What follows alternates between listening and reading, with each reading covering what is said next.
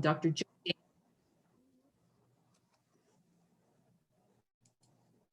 Thank you. It's my pleasure to introduce and welcome Dr. Josée Guimond. Since January of 2021, Dr. Guimond was the Interim Director, Research and Knowledge Translation and Exchange, or KTE, for the Alzheimer Society of Canada. I am delighted to share with you that she was recently promoted to Director of Research in KTE at Alzheimer Canada. Congratulations, Dr. Guimond. Thank you. Prior to January, she was the Senior Operations Manager, Research in KTE. Josée has a BSc and a PhD in Biomedical Sciences from the University of Guelph, as well as an MBA from the Rotman School of Management at the University of Toronto. We are absolutely thrilled to have you join us this evening, Dr. Guimond, and look forward to hearing about the latest and greatest in dementia research. Over to you. Thank you so much, Debbie, and thank you for inviting me to come present and be part of your meeting. It's always great to hear from the trenches what's going on, and you've done amazing work that I heard about, and you have amazing volunteers, so thank you for exposing me to that. So as Debbie said, I'm Josée Guimond. I'm from the Alzheimer Society of Canada, and I'm here tonight to present emerging themes in research. For most people, as they age, there are normal changes in memory. Dementia is progressive, which means the symptoms will gradually get worse as more brain cells become damaged and eventually die. When we think of dementia, we think end stage, but people can live 10 to 20 years with the disease and can live well with the right supports. For about 12% of people over the age of 65 have changes that aren't considered normal. When tests are done, they score below what you would expect for the memory of someone at their age. This is called mild cognitive impairment. About 8% of people over the age of 65 have dementia. So approximately 1 out of 5 people over the age of 65 have some form of memory impairment. Dementia is not one specific disease. It's many diseases that can cause dementia. So that includes Alzheimer's disease, which is the majority, 60 to 80% of dementia is Alzheimer's disease. But there's also others like vascular dementia due to strokes, Lewy body disease, head trauma, frontotemporal dementia, Creutzfeldt-Jakob disease, Parkinson's, and Huntington's disease. These conditions can have similar and overlapping symptoms. So here are the 10 warning signs of dementia. I'm sure you're all familiar with this, but I'm just going to go over it quickly. So there's memory loss, difficulty with familiar tasks, language problems, disorientation, poor judgment, difficulty planning or problem solving, misplacing things, changes in mood and behavior, changes in personality, and withdrawal from socializing. So why is dementia a concern? Well, the population is aging and living longer, and age is one of the main risk factors for dementia. Canada is one of those countries that has a large aging population. So by 2035, over 30% of the population in Canada will be age 60 and older. So let's discuss what causes Alzheimer's disease. Plaques are deposited, plaques are deposits of a protein called beta amyloid that build up or clump together in the brain. Tangles are an accumulation of a different protein called tau, which collects and tangles haystacks in the brain.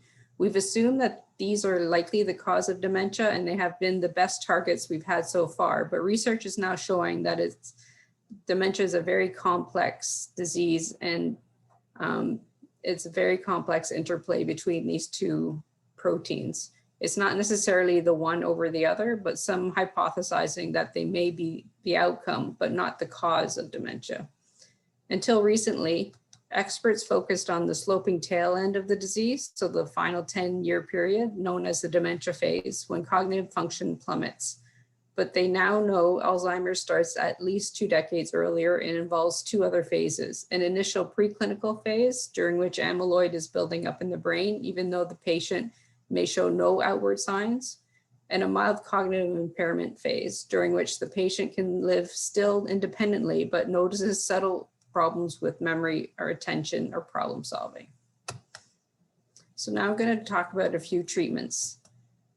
So there are currently 4 drugs on the market for Alzheimer's disease. They are broken down into two families of medications.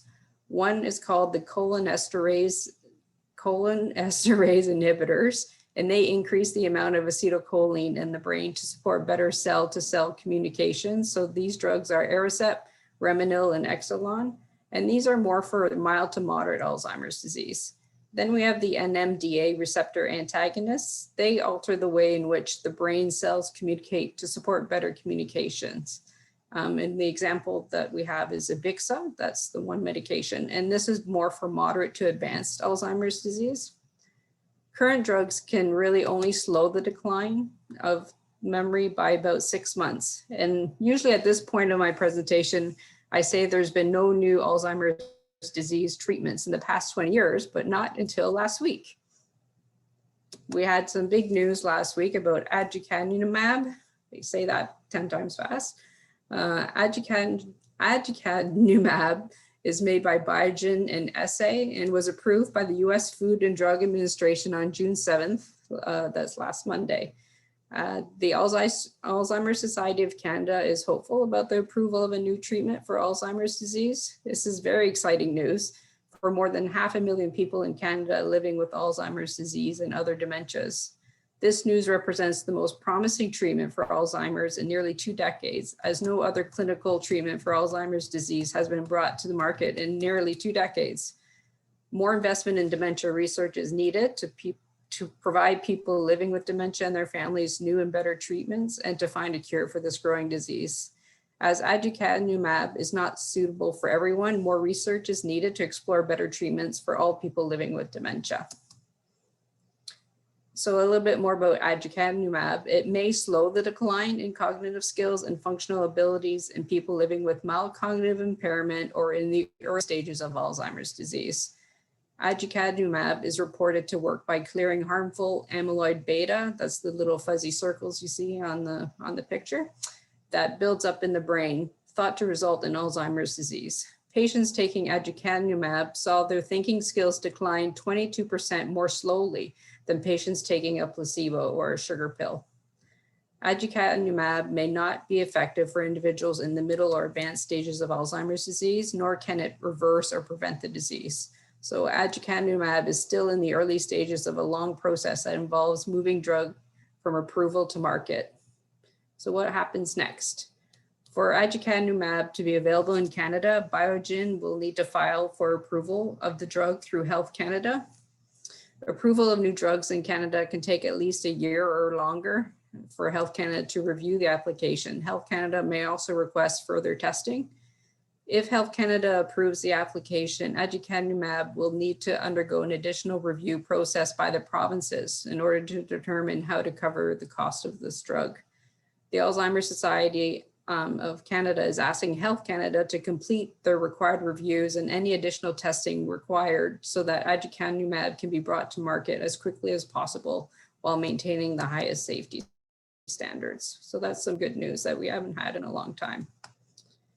Next, I'm going to talk about another area of research on cannabinoids. Nabilone, which is a synthetic cannabinoid, is currently used in Canada to treat the side effects of cancer chemotherapy. Cannabinoid has been associated with improvement of pain and appetite.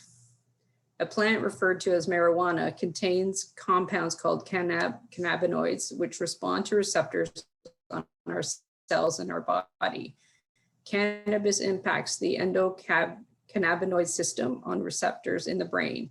Our brains naturally produce endocannabinoids, which affect these receptors to help maintain the body's homeostasis in stress response, pain, and appetite. THC, the THC component of cannabis, binds to receptors called CB1 in the brain, stimulating activity of socialization, happiness, and relaxation.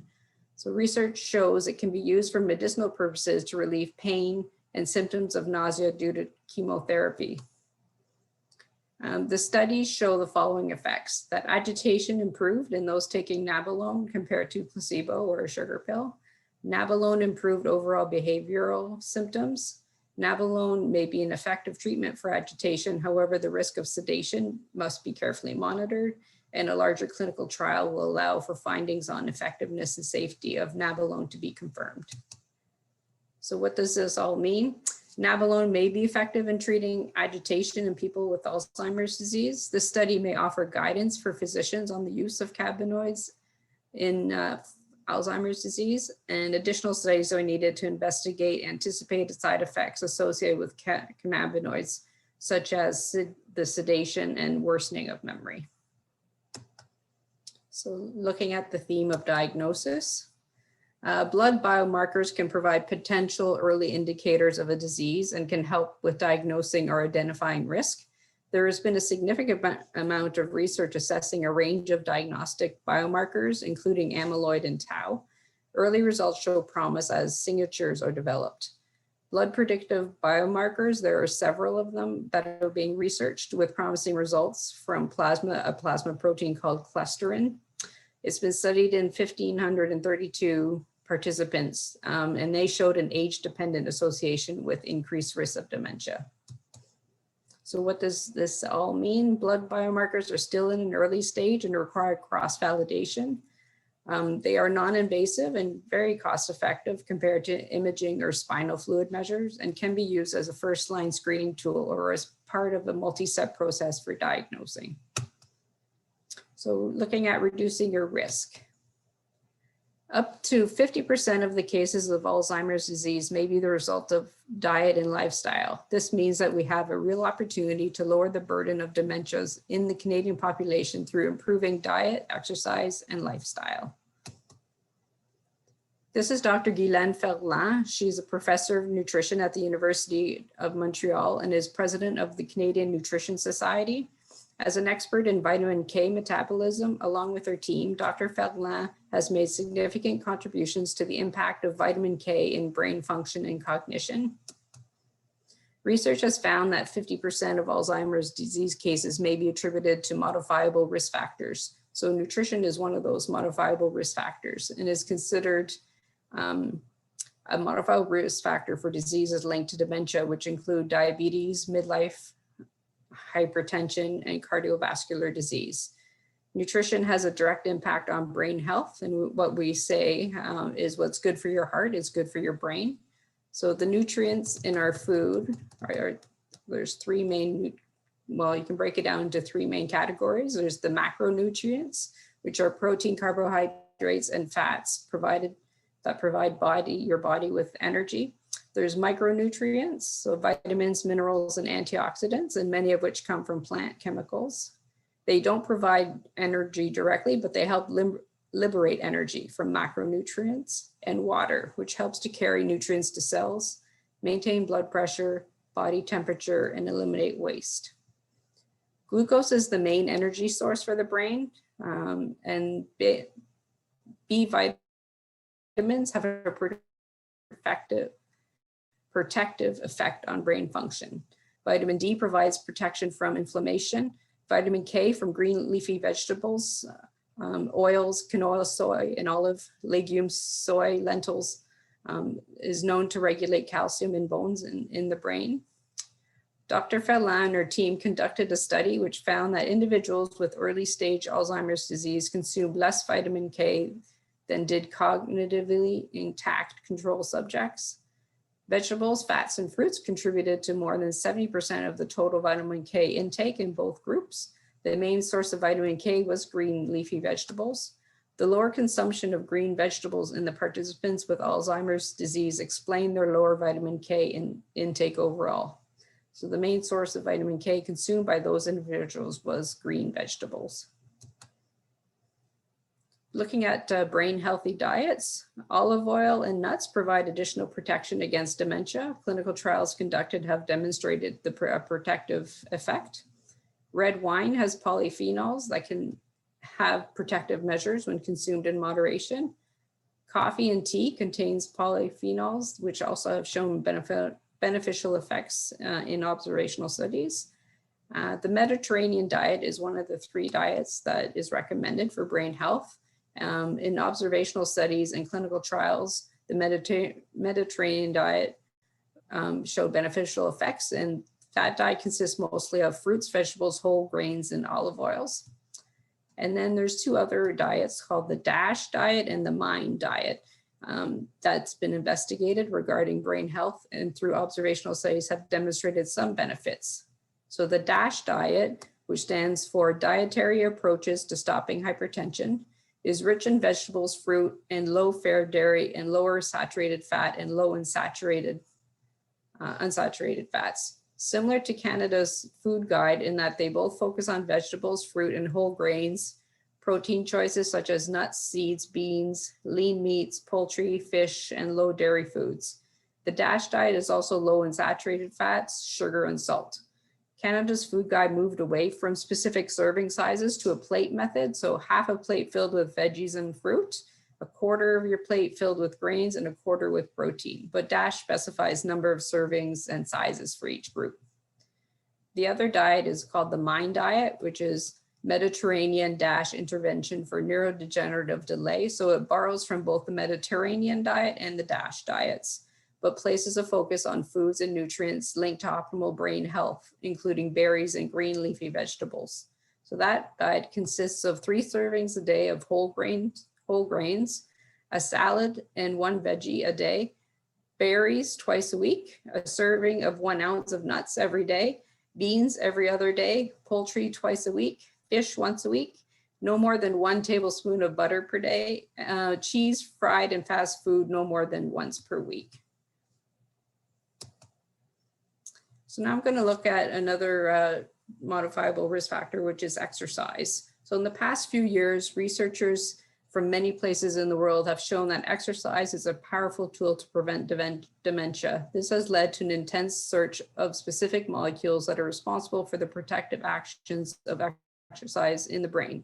Research conducted by Dr. Fernanda De Felice and team from Queen's University shows that irisin, a recently described hormone that is boosted by exercise, plays an important protective role in the brain. Animal studies have shown that physical exercise increases irisin levels, while neurological conditions reduce it. Irisin is a hormone naturally found in muscle cells, and it increases in the body when we take exercise, boosting the amount of energy we expend and controlling blood sugar levels. This hormone also has the benefit of helping convert bad or caloric storing white fat, which typically sits around a person's waist, to good calorie burning brown fat, which is found in babies and young children, but largely disappears when we become adults. Brown fat is particularly beneficial to health because it burns off more excess calories than exercise alone. People with Alzheimer's disease have less irisin in their brain, and memories are not formed when brain irisin is depleted in mice. It has further been found that irisin prevents memory defects in mice that develop characteristics of Alzheimer's disease. Because irisin seems to be powerful in rescuing disrupted synapses that allow communication between brain cells and memory formation, it may become a medication to fight memory loss in Alzheimer's disease. So in basic terms, how will it help the general public? By demonstrating that irisin is a key mediator of the beneficial effects of exercise in the context of dementia, we will be closer to discovering a medication that reproduces the effects of exercise for those in need. Irisin was found to rescue disrupted synapses that allow communication between brain cells. Therefore, irisin can be very useful to combat memory loss in Alzheimer's disease. Because irisin is a harmless molecule that is already produced in the human brain and body, findings from this study can be used to treat humans with Alzheimer's disease in the near future. So what are the next steps? So this was just the first study to show that irisin can protect the brain, and now it's important to understand exactly how this protection is happening inside the neurons and other brain cells. It is also important to investigate if delivery of irisin in the body will reach the brain to exert beneficial actions. Finally, it is critical to test in non-human primates and humans a safe and effective dosage of irisin. This research group is trying to advance the knowledge on irisin so that they can provide new information about this hormone and its effects on the brain. Nonetheless, it is important to keep in mind that Alzheimer's is a very complex disease, and it is truly hard to treat Alzheimer's patients before irreversible damage occurs in their brains. Finding new productive routes, such as the identification of an exercise-linked component, may be an optimal strategy to heal the brain before brain cells die and dementia becomes irreversible. So let's look at the modifiable risk factors for dementia. In 2017, there were only 9 potentially modifiable risk factors for dementia. In July 2020, a paper came out that identified 3 more additional risk factors. So they're included in this list of 12, and I'll just briefly go over the 12 modifiable risk factors. So there's education. The recommendation is to provide all children with primary and secondary education. Hypertension, so aim to maintain your systolic blood pressure at 130 or less in midlife from around age 40. Hearing impairment, encourage use of hearing aids for hearing loss and reduce hearing loss by protecting ears from high noise levels. Smoking, stop smoking and support individuals to stop smoking. Reduce obesity. Depression, evidence-based interventions can reduce anxiety and depression. Physical inactivity, lead an active life into mid and possibly later life. Diabetes, reduce obesity linked to diabetes. Low social contact, increase social engagement. So those were the first 9. And then the last 3, number 10 is excessive alcohol consumption. Don't exceed 21 units of alcohol a week. So 2 units is an average glass of wine, a can of beer, and 10 units is a bottle of wine. Number 11 is traumatic brain injury. Prevent head injury, particularly by targeting high-risk occupations. And number 12 is air pollution. Reduce exposure to air pollution and secondhand smoke. Together, the 12 modifiable risk factors account for around 50% of worldwide dementias, which consequently could theoretically be prevented or delayed. The potential for prevention is high. It might be higher in low-income and middle-income countries where more dementias occur. So next is living well with dementia. Today, over 500,000 people are living with dementia, with 25,000 new diagnoses every year. And research has shown that these individuals benefit from making music together, as do caregivers. So I'm going to be speaking about the research that Dr. Deborah Sheets from the University of Victoria is conducting. In 2018, Dr. Sheets and her research team from the University of Victoria created an intergenerational community choir called Voices in Motion in Victoria, a research project for people with dementia and their care partners. The aim of the study was to bring high school students into the choirs in an effort to start reducing the social societal stigma around dementia, one interaction at a time. The project has grown to 3 choirs, indicating that there is an increasing need for such programs that celebrate the potential of living well with dementia, as well as helping society itself become more dementia friendly. Each week, a professional choir director leads singers in warm-up exercises for bodies and voices. Then they sing familiar tunes and learn new ones. Afterwards, young and old converse over snacks, hearing each other's stories. For 90 minutes, people with memory loss are absorbed and engaged with others and contributing equally to the group. In recent months, since COVID-19 has nudged almost everyone and everything online, Dr. Sheets saw an opportunity to help Canadians with dementia by introducing online singing to the program. So virtual choirs have the potential to connect people in rural communities with others to decrease loneliness and social isolation. This is a key benefit, as the research shows that stress of loneliness has greater public health implications than obesity, air pollution, or physical inactivity.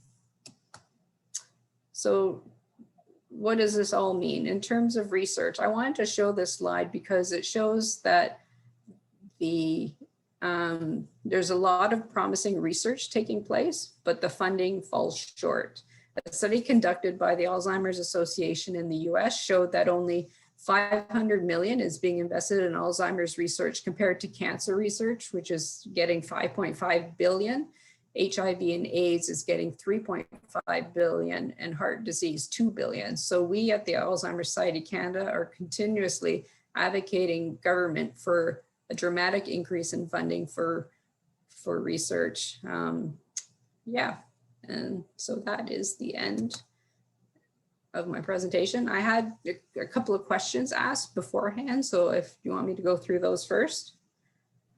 Sure, and I've received a few questions just directly. Okay. I haven't seen anything in the general chat yet, so. Okay, I'll answer the 2 that I got before. So the first one was about gamma light therapy.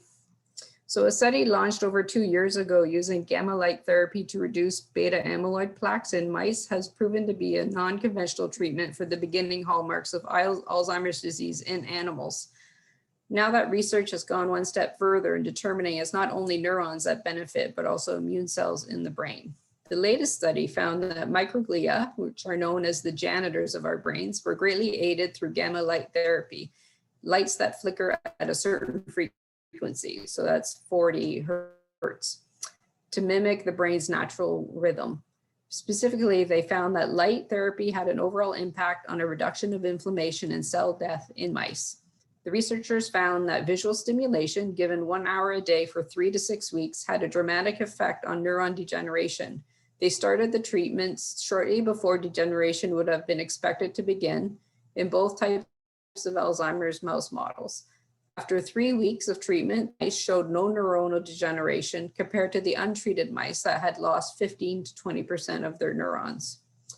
In the original light therapy study, mice were also administered flashes of LED light at 40 hertz. Those findings showed it helped to clear both beta amyloid and tau proteins in mouse brains and these mice are engineered to have Alzheimer's. A later version of the study added sound in the form of clicking noises. So both studies were successful in increasing gamma waves or oscillations in the mice brains. The brain waves are sort of like the conductors of the brain. They keep everything moving and in check. So gamma waves occur when several neurons fire at once, creating a synchronized pattern of electrical activity. So right now, phase 1 clinical trials of light and sound simulations in humans are currently in place, but there's still too early a stage to show any results. So that was gamma light therapy. The other question was about aging in place, and the best answer I could think about would be the dementia-friendly communities. So people with dementia and their care partners have the right to live well in the community together. As more people are diagnosed with dementia every year and choose to live at home, we need to determine how we can better support people living with dementia. A dementia-friendly community is a place where people living with dementia are understood, respected, and supported. It's an environment where they will feel more confident in their abilities to contribute to community life, will be included in conversations, and have a choice and control over their day-to-day lives. There's been an enhanced focus on age and dementia-friendly communities in research and in practice over the last 5 years or so. So many communities now have age-friendly community plans that are meant to support people's ability to age well in their communities and in their homes. Dementia-friendly communities training will help you better understand the everyday experiences of people living with dementia, and you can access this training through your local society. For more information about research on aging, I would direct you to the site at McMaster. They're the McMaster Institute for Research on Aging called MIRA. So if you just type in mira.mcmaster.ca, you'll see a lot of research going on research and aging. And that's it for the questions I had beforehand. So I can stop sharing. Okay. Well, I've received a few more questions now. A lot of interest in the new drug treatment. Aducanumab, yeah. I'm glad you said it because I've been practicing here silently. So I had a question about wondering if you could speak to how there was that first kind of initial disappointment with aducanumab, Yes, but then it received approval. Can you speak to what happened there? So the researchers stopped their clinical trials early because when they were analyzing their data, they didn't see any improvement in the patients that they were treating. But then they took the data and they chopped it up. They sliced and diced it, and they saw that there was an increase in improved cognitive, like lessening cognitive decline in people in early stages of dementia and mild cognitive impairment at the higher doses. So they did show some effect in that subpopulation only. And the brouhaha that is going on right now with some of the researchers is that the FDA approved it as a treatment for all types of Alzheimer's, like whether or not you're mild or moderate or late stage. And that's where the researchers aren't pleased, because there has been no evidence that it helps someone in moderate to late stage Alzheimer's. So, and actually I read today that they started treating people already in the States without even going through Medicaid or knowing if it's going to be approved by your private insurance. And it's an IV infusion, so it's not a pill, so it's not like the other treatments. It's a monoclonal antibody, and it's one IV infusion that takes 45 minutes to an hour once every 4 weeks. So it's fairly intensive treatment. And and they're estimating that a year of treatments will cost $56,000 US. So it's not a cheap treatment if you want to try it yourself. Great, thanks for shedding some of that light and providing that background. The next question kind of still relates to the new treatment and your research and funding question. So just wondering, with the news of this new drug treatment, do you know if that will be leveraged in a near future advocacy campaign for further funding or more funding? Oh, I'm sure it will be. Definitely, yeah. Okay. And last question that I received, and I do encourage people to put some more in the chat. Have you experienced, or do you know if the current kind of focus on COVID vaccine approval has delayed the process for other drug approvals at all? Oh, that I wouldn't know. Okay. But yeah, I'm sure it has. I know the research that we're funding through the Alzheimer's Society research programs, a lot of the research has been slowed down or even stopped because they can't access their labs.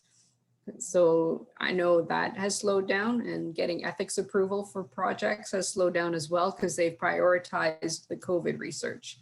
So I'm sure it has had an impact. I just don't know for sure. Okay. All right. I'm just scrolling through the chat. It's Debbie here. Just wondering, Josée, if you could perhaps describe a little bit for everyone how the Alzheimer's Society research program works, how it functions, and how you go about awarding grants each year. Sure. So we launch a Alzheimer's Society research program call for proposals every September.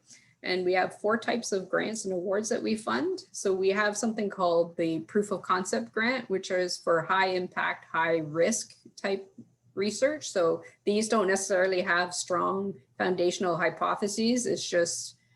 It's a crazy idea and it might just work. So it's that kind of grant that we're awarding. Those are $100,000. We have new investigator grants, and those are for faculty members or new faculty members who have been in their position less than 6 years from finishing their PhD.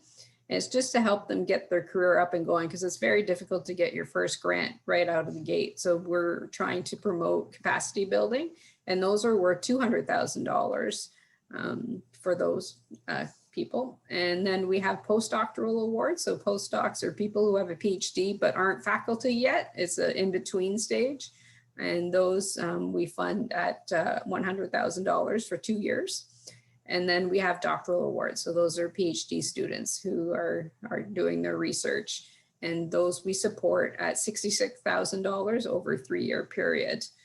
So we launched the competition in September, and the applications are due in November. And then we convene a peer review panel in February to review all the grants. Last year, we got 187 applications, and due to funding, we were only able to fund 25 of those applications. So you can see that research funding is really needed, but it's just the way it is at the moment. But that's why we're trying to advocate for more money from government. And also we would like to start a research specific funding campaign at the Alzheimer's Society of Canada to try to raise more money for the program, because we could do so much more if we could have just a bit more money.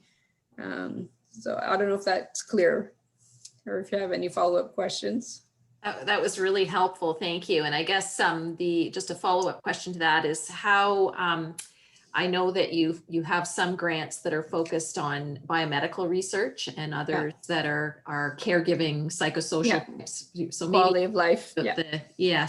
how you split that up and how much money goes to each.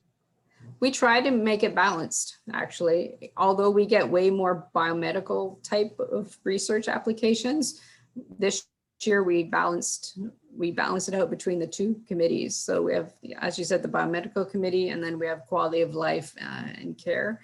And we try to balance both equally. So unfortunately for the people on the biomedical side, it means the success rates it's just a bit more difficult to get a grant from us on that side because there's just so many more applications that go unfunded. And we actually figured out if we could fund everybody that were ranked in the excellent range, we would need another $11 million. So we fund about 3 million a year. So Definitely to advocate for more funding from government. There's no doubt about it. So we're hoping through the National Dementia Strategy that we'll get some more money. I see that George has his hand up. George, if you want to unmute and ask your question, please go ahead. Can you unmute? Yeah, George, you should be able to unmute. Oh, I'm unmuted. Yeah, okay, I've got it now. Yes, I was interested in your comments about gamma light therapy, which my wife is actually on at the moment. Oh, really? Yeah, they're doing research at the memory clinic, Toronto Memory Clinic. Dr. Cohen is doing that. And I was able to get the equipment because we're in Barrie, we're not in Toronto. Okay. We couldn't go down there because of the COVID and so on. Yeah. So I'm doing that. It's only 20 minutes a day, and there has been some exciting research on that. But there are two other aspects which I wondered whether you'd come across, and one of them is the microbiome and how that is affecting. There was a very interesting research done and published in the International Journal of Medical Research, and they reversed the symptoms and signs of dementia in an 80-year-old by using a fetal transplant, which was quite amazing. The other one was focused ultrasound, which they're also using to stimulate the microglia. You know, this comment made earlier.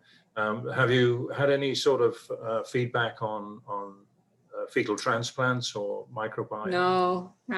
You know as much as I do. Yeah. Sorry. The other comments which I found interesting was the business of integration rather than separation or isolation of people with dementia. And there is a very interesting discussion with Steve Paikin on the agenda with Dr. Sherd. I don't know whether you've come across Dr. Sherd, but he has revolutionized Redstone building. You know, he's changed all the architecture and the function of the building in Peel region. And there's also, I think it's the Sheridan Valley in Mississauga, and they've introduced a fly approach to memory difficulties and how to integrate people with dementia into society. And I think these things, plus what you've said, you know, about the focused ultrasound and or the things that are going on outside of the medical pharmaceutical side, which has been a drastic failure up to now. I think a lot of these new things are developing, and just as an offshoot, the Redstone actually reduced their number of falls in people with dementia by simply changing the colors in their unit. They were able to allow these people to get a sense of depth and you know, the drab sort of monotone that you see in a lot of these buildings are not conducive to balance, you know, and so on. So, you know, it's a very interesting area, and things are developing way outside the pharmaceutical now, tremendously. And the butterfly concept came from Europe, from Sweden, and it's really taking off. We're going to see an awful lot of improvement in the management of dementia using virtual reality as well. They're using that as well. Yeah. Thanks just for comments, sharing. you know. Thanks for sharing. Yeah, it's very interesting stuff. Yeah, well, that's all I was just interested in whether you'd come across the focused ultrasound and the microbiome thing. Well, thanks for your question, George. And I think you're right. Those non-pharmaceutical avenues are really, Yeah. really interesting and things that we can implement now, right? And in a lot of cases to make that impact on people living well. So I'm just scanning. I've received no other questions. Just giving another opportunity for anybody on the screen if you have a question you'd like to raise. Thank you for your time. Okay. So Thank you. on behalf of the staff and board of the Alzheimer's Society, Dr. Guimond, we would just like to thank you, and for the people who are in attendance tonight. Thank you for providing these updates on an area that we're also invested in, yet sometimes seem really elusive. So hearing from you tonight and your straightforward way of presenting the information just deepens our understanding. And indeed, hearing about the latest drug therapy, the drug treatment approved in the past 2 decades, the growth in the number of modifiable lifestyle factors, and the things that we can do to help people live well, reassures us that we're making headway and keeps that candle of hope aflame. So thank you for joining You're us welcome. tonight. It was a pleasure. Okay.